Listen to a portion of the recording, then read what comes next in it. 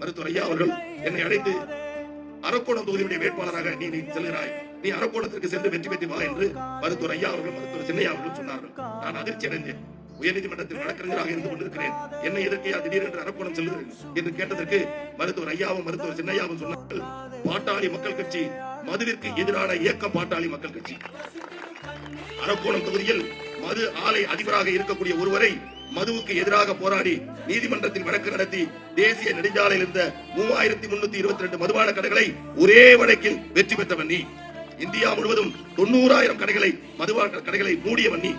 உன்னை நான் அனுப்புகிறேன், இங்கே சென்று அந்த மது ஆலை அதிபரை தோற்கடித்து பாட்டாளி மக்கள் கட்சி வெற்றி பெற்றது என்ற சரித்திரத்தை நீ உருவாக்கி விட்டு வர வேண்டும் என்று சொன்னார்கள்.